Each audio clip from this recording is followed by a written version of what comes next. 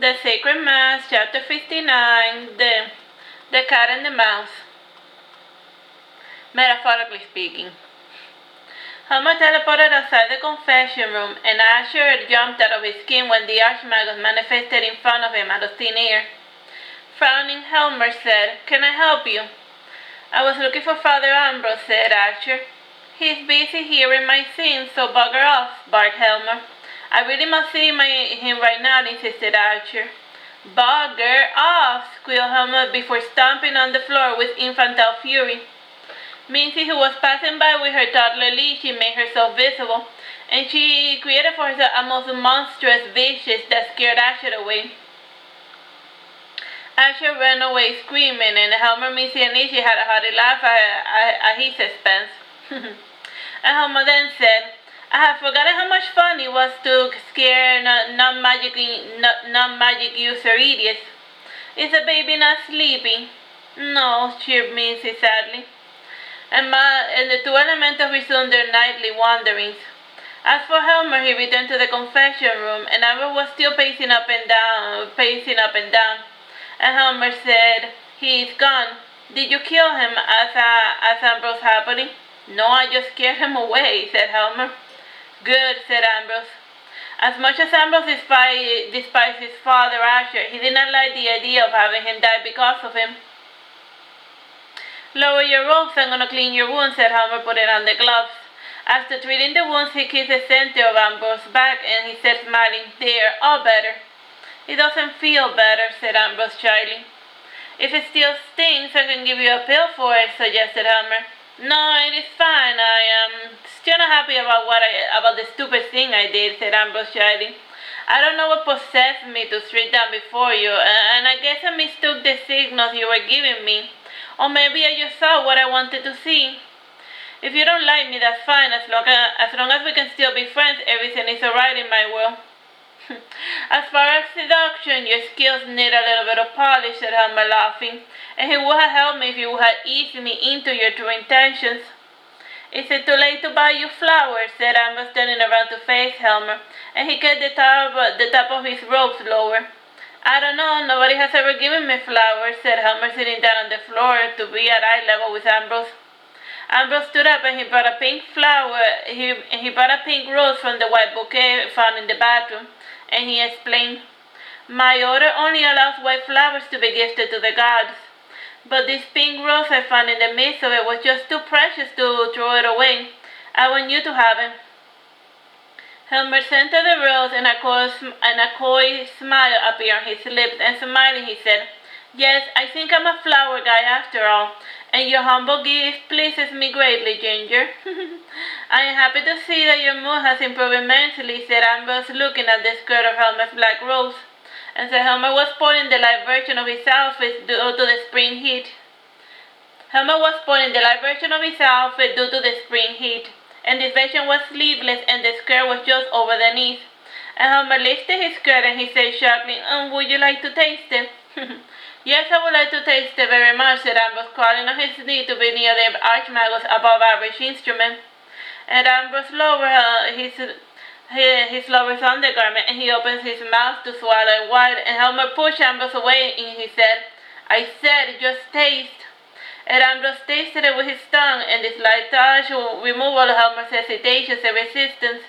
And Ambrose saw the change in Helmer's expression. The mask of hostility had dropped, and Ambrose saw Helmer's undisguised love and affection. Helmer lowered himself to kiss Ambrose's beautiful silky lips. And even though Helmer was already ready to go, he prioritized making his lover feel good, and he tenderly kissed Ambrose's frame, and he went to put his hand on Ambrose's undergarment when Ambrose stopped him, and Ambrose avoided Helmer's kiss, and he kissed the delicate hand of the Arch Magus. Ambrose sighed, and he allowed Helmer to finish his role with him, and he said with relief when Helmer started to kiss the small instrument without any hesitation. And in the past, Ambrose would sometimes leave his home in disguise, and every man he had ever been with either laughed or made a rude comment about the size of his member. And the mockery of this person would become worse when his partner would recognize him as the son of the high priest. And he had been moved to Wallen and made to live in poverty as punishment for a scandal caused by his imprudence. and it was one thing for Ambrose to be with a woman out of wedlock. Celibacy was not mandatory, and Asher would often preach the importance of allowing same-sex couples into his fold, and he showed his true colors when Ambrose was pressured by his current mate to ask the high priest to perform a wedding ceremony for the two. And instead of acceptance, Ambrose got the whipping of a lifetime, and that night Ambrose thought that his father was going to kill him. And as for his last lover, the noble bride simply laughed, and he made a large donation to the church to pay for the physical damages Ambrose had suffered. And since his arrival to Allan, Ambrose lived a lonely, solitary life, just passively performing his duties as the son of the high priest Asher. Ambrose's wounds healed, and his skin showed no scars of the suffering he had endured, and he made the deliberate effort to suppress all of those memories in order to focus on the moment, though from time to time the memories would rise to the surface, making him cry. And Helmer noticed that something was wrong when he saw a tear roll down Ambrose's lovely cheek. He kissed Ambrose's face and he asked, "What's the matter, Ginger?" "No, nothing, I'm just very happy," lied Ambrose, smiling and kissing Helmer. "And please continue."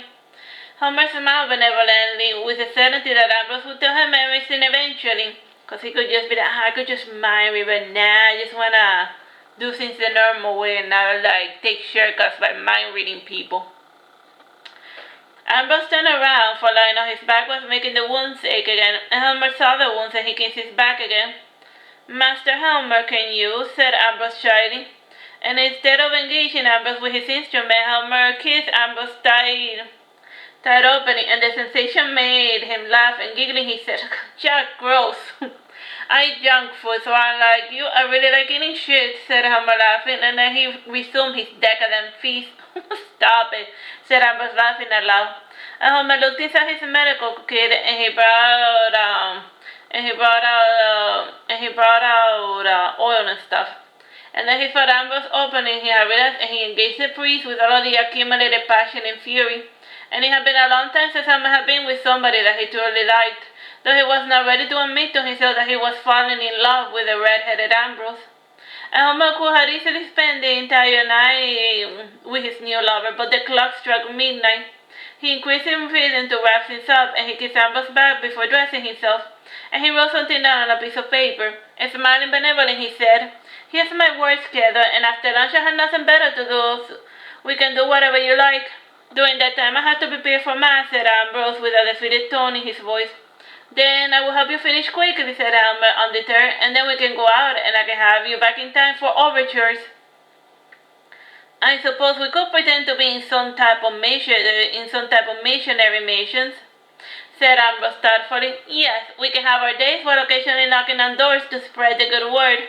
"And how about the weekends?" said Helmer.